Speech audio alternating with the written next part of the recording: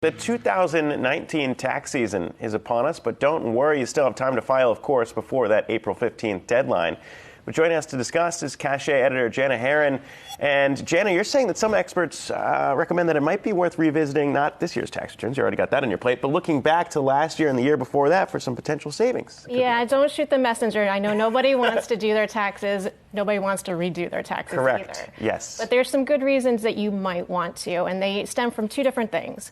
One, in December, Congress extended some tax provisions that are retroactive to the 2018 tax year. And second, there's some commonly missed tax benefits that came from the new tax law that people might want to revisit. It might apply to them.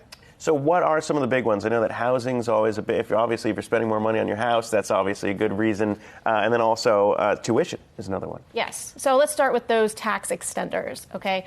So if you're a homeowner and you pay, in 2008, you paid mortgage insurance, then you can deduct those premiums from your taxes. So that's one good thing. Really applies to first-time home buyers because they don't put that 20% down and have to pay that private mortgage insurance. Okay. If you were in the unfortunate position of losing your house or having to sell it in a short sale, any debt that was forgiven by your lender is not considered taxable. But it was in 2018 when you filed those taxes. So that could be a really big benefit. And tuition one. As someone taking night classes, my ears are perked up. What's the story there? Yes, tuition. So it's a tuition and fees deduction. And so if you're paying for any kind of higher education expenses, you can deduct up to $4,000. The key to this one is that it's called an above-the-line deduction, so you don't have to itemize your taxes to take advantage of it.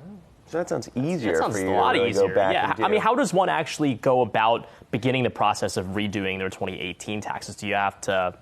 So it's call not. Somebody. Yeah, it's gotta call somebody. It's not super easy. You can't do it electronically, unfortunately. So you actually have to fill out a paper form. It's the 1040X. You print it out.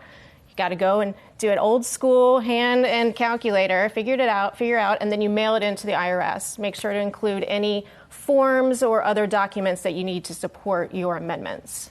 It's the fact that you got to do it by paper, you really hope. They never make finding your money I usually easier. do my state taxes by paper because that way you avoid the electronic filing fee if you use like a TurboTax and whatnot. Well, either way, I mean, this year, all right, so yes, you're right, it's never really exactly joyful to go back and refile these things, but this year, looking at this deadline, I mean, April 15th coming up, at what point do most people, I mean, what's kind of the advice for getting it done and out of the way when you're looking at it? If it's April 15th, I'm kind of a procrastinator. I always get it done April last. 14. I think there's really like two types of people. The people who are like ready on January 1st and like, why haven't I gotten all my forms in? Yeah. And then there are people who are like, oh my God, next week is the tax deadline. That's always me. I always fall in the last bucket. You can always file for an extension if you really need it. Yeah, you can. And also now apparently there's still time to even save money on years past too. That's right. And you have 3 years to amend your tax returns. So if you don't feel like doing it right now because you're concentrating on this year's, fine. Oh, that's dangerous. It's dangerous. I'm going to be pushing that off now, too. But Janna Herron, thank you so much for breaking that down. Appreciate it. Also want to be sure to remind you to check out Cashay. It's the new personal finance website that helps people across all life stages manage their money milestones. The platform features educational content and tools to help you understand and make smarter money decisions. You can find it at Cashay.com.